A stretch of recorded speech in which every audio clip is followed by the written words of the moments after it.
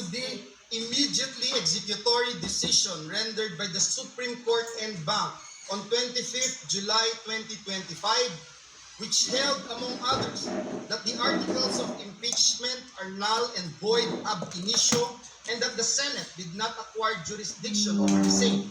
I move to transfer the articles of impeachment in relation to case number 002-2011 entitled in the matter of the impeachment trial of Vice President Sara Zimmerman Duterte to the archives. I so move, Mr. President.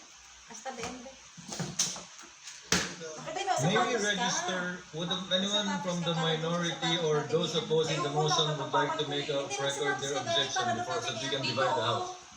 Ang sapatos mo kunin. Yes, Mr. President, I object and ask for a nominal Ayaw vote. nga. Thank you. With the understanding, Senator Soto, that it is in accordance with the request of Senator Zubiri, that upon the name is called, the explanation of vote may be made, should they so desire. There is a motion duly objected to, as stated by the minority floor leader, to place into the to transfer to the archives the impeachment articles of impeachment in relation to the impeachment complaint against Vice President Sara Duterte. Secretary is directed to call the roll and proceed to nominal voting. Roll call vote. The Honorable Senator Aquino. Senator Cayetano Alan. Sir President, sabi po ng preamble ng Philippine Constitution, we, the sovereign Filipino people, imploring the aid of Almighty God Thank you. in order to build a just and humane society and establish a government that shall embody our ideals and aspirations, promote the common good, conserve and develop our patrimony, and secure to ourselves and our posterity the blessing of independence and democracy under the rule of law, Ano ba? a regime of truth, Wala ka na talaga sa iPhone. justice, freedom, love, equality, peace, do ordain and promulgate this Constitution. Nanumpa po tayo na susundin Dito, natin itong kasi pag Constitution na naglakad ito. ko, alam mo bakit? Madali pong sumumpa. Mahirap to pa rin. Bakit? Madali pong sumumpa na susundin kung naniniwala tayo sa desisyon. Paano kung hindi tayo naniniwala sa desisyon? Paano kung ang tinatanggal ngayong hapon na to ay si President Marcos at ayaw kong maging presidente si Vice President Sara Duterte? Will I have the courage to follow the same decision? That is the test I apply to myself today. Tinignan ko po ang Supreme Court decision, solid po. Hindi nito inaalis ang kapangyarihan sa House to initiate impeachment. February 6 po, sigurado yan. In fact, before February 6, may quadcom na, magiging glorieta na yan soon. Tuloy-tuloy po yan, yung mga investigasyon na yon, kasi ganun ang politika sa Pilipinas. I hope yung sa baha, investigahan din. I hope yung sa corruption, sa smuggling, sa karami-rami nating utang, not only this administration, last administration, 10 administrations. We in this room are all for accountability, but tama yung Supreme Court sa tamang panahon, tamang proseso. Jeremiah 29:11 tells us, "For I know the plans I have for you, plans to prosper you and not to harm you, plans to give you hope in the future." Plano ng Diyos, pagpalain tayo. Pero plano ng Diyos, durugin tayo. So, I remember this episode, I think it was in Twilight Sabi Zone, ng Bible yun. and it was also many times portrayed on television. What if nakilala mo si Hitler when he was 6 years old or when he was a baby, papatayin mo ba siya? I think even sa psychology or philosophy classes, tinatanong to ng mga professors, what if you had that unique opportunity, nakatabi mo si Hitler nung 6 years old siya, papatayin mo ba siya? Yes. Ang hirap sagutin nun. Of course, for us who believe that thou shall not murder, ang sagot madali. But what if you could have prevented the worst human rights violations in the world, the Holocaust, What if you could have prevented such fire of fascism that it actually swept, kung hindi ako nagkakamali, nag-Time Magazine of the Year pa si Hitler. I wonder what our answer is. But I know my answer here today. If you kill Hitler when you are 6 years old, if you justify the ends by the means, you will create more Hitlers. So if the Vice President is guilty, dapat po siya ay i-impeach.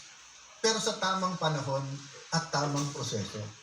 Nagsalita ng Korte Suprema na mali ang proseso, mali ang panahon. But yun po, Mr. President, sana kung ano ang discussion since February 5 dito na nakatuon kay Vice President Sara Duterte, sana kung sino ang guilty sa mga baha, ganun din tayo. Hindi naman siguro si Sara ang gumawa ng mga baha. Sana po kung ano ang cause ng pagkabansot or stunting yung corruption. Ganun din. Araw-araw talagang wag natin tantanan.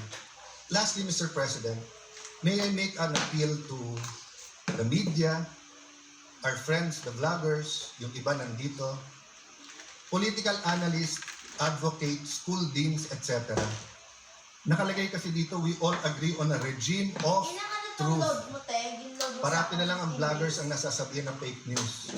Alam niyo po, marami tayong political analyst ngayon. Di naman sila analyst eh. Ang ibig sabihin ng analyst provides objective, non-partisan, data-driven explanation of political events, systems, and trends. Ang ibig sabihin naman ng advocate, champions a specific cause, policy, or interest group to influence public opinion and policy decisions in favor of their positions. Wala namang masama dun eh. So kung ikaw ay advocate, sabihin mo na lang. Pero mag-a-appear ka sa TV, magpapa-interview ka, sasabihin mo political analyst. Pero gusto mo lang, bata mo maging presidente, nililito mo pa ang tao eh. Ganun din po, ilang beses kami binugbog dito ng iba na ang sabi, bawal daw ang isang senator judge na mag-move to dismiss. Pero sila din ngayon ang nagsasabi sa mga senator judge, mag-MR kayo sa Supreme Court. Saan ka kayo nakakita na hindi pwede mag-motion to dismiss? Judges dismisses cases because of no jurisdiction. Ang CA, 3 sila o 5. Hindi nyo lang nakikita sa publiko at hindi sila mag-move kasi sila lang nag-uusap. Ang Supreme Court, hindi ba dinismiss nila? Hindi ba sinabi lang no jurisdiction? Tayo kasi dito nag-usap sa hall na to. So natural, hindi naman pwedeng si Senator Batorni ay tumingin lang sa akin tapos maisip niya, dismiss, dismiss, dismiss. Walang manifestation dito na hindi sinasabi. My point, Mr. President, is that yung sinabi ni Mahatma Gandhi nangyayari na sa Pilipinas eh.